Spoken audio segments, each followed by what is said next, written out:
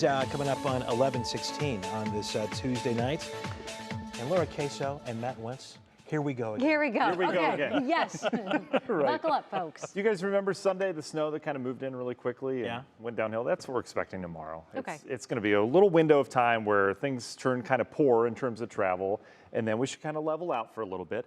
Unless you're in Sandusky. They stay snow for much of the day tomorrow. So, we've got a little ways to go in terms of the makeup behind the mild December we had, the pretty snowless January we've had so far.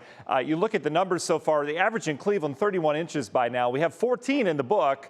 Akron, pretty similar story. You're down about 9, and Mansfield down about 13 inches of snow. So you have a feeling maybe Mother Nature will try to make this up at some point, and it does look like as we go through the forecast over the extended, when we talk about what's next over the next 10, 15 days, there are plenty of opportunities for snow for all of those of you that are missing it. First one is tomorrow, though. Let's get through that. Widespread snow tomorrow morning for the rush hour. Wintry travel as well. We'll be in the upper 20s, low 30s. By evening, we'll have rain in the Cleveland area. That'll change back to snow. Will turn a little slippery later on in the evening tomorrow after a nice little relaxing rainfall tomorrow. It's going to be a gross rain for Cleveland down towards Akron. Quiet radar for now, though. System's not far away. It's down to the south. Our winter weather advisory kicks in 3 or 4 in the morning, depending on where you are across the viewing area. Bottom line, before daybreak tomorrow, and it ends in the early afternoon. Again, it's that morning that we're really focused on with this system. Winter storm warnings extend from western Ohio all the way back into areas of OKC down towards the south.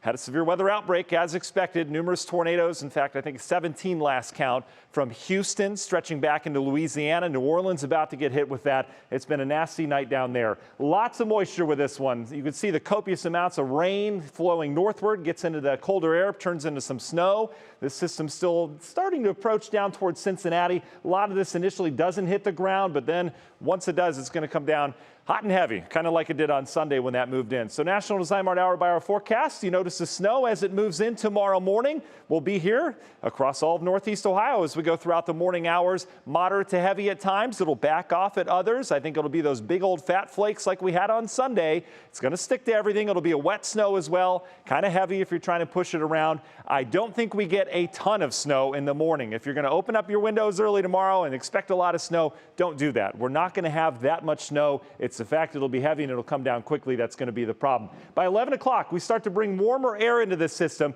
We'll likely back off on the rain and snow. We'll have some drier periods in here. Temperatures coming up. Meanwhile, back in Sandusky, back towards Toledo, it's still snowing. And it stays snow all day as they stay locked into the colder air. That warm air ought to go all the way out over the lake. So we're talking rain from Ashtabula to Elyria, all the way down towards the south. Look at this in the 40s. Kind of a little bump towards spring right as we get into the afternoon. Then the cold air wraps back in as that low pressure moves right overhead. We'll change any rain back over to snow by evening. It will be scattered, not quite as widespread as in the morning, but we start to talk lake effect. And this was where we're going to add up some more snow, especially in the snow belt, starting tomorrow night through Thursday. So now we're talking snow for the snow belt locations that saw mainly rain, and that continues during the daytime Thursday with widespread snow showers expected on the backside of the system before that winds down on Friday. How much are we talking? I paused this at 10 a.m. This is how much you're expecting tomorrow morning. This isn't a lot. 1 to 3 inches, we can handle that. That's not a big system. Again, it's going to come down fast, though. That's the problem. But as we go throughout the afternoon, not much more, right? We turned it over to rain. But look at Sandusky back towards Toledo, Dayton, Lima. That's where it continues to snow. They're talking anywhere from 5 to 8 inches out there. And then we add on the lake effect, and watch how much more that adds on by Thursday. Perhaps a good 3 to 6, 7 incher out towards Geauga County, eastern Cuyahoga. Secondary snow belt may get a little snow from that as well. So we're not done once that initial push goes through. Again, morning commute slippery. It's not in the high category. I think we can handle it. Reduced visibility in some of those, and the wind chill is not even going to be a factor with this. I did some research on weather-related accidents in snow. Where do you think the most snow-related accidents occur? Is it when we get a little bit of snow, a little bit more, or a lot of snow? You would think it's a lot of snow. It's not. In fact, it's when you get a trace to 2 inches, which is what we're expecting tomorrow morning. 4 to 5 times as many accidents in the minor snow. Reason why our brains don't quite put 2 and 2 together to say, maybe I need to slow down. So keep that in mind tomorrow morning. The snow heads by on Thursday. We have more weather to track this weekend. Clipper system comes in Friday, and another system sets up with some rain snow on Sunday. And then we've got another one to watch next week that could bring more snow to the area.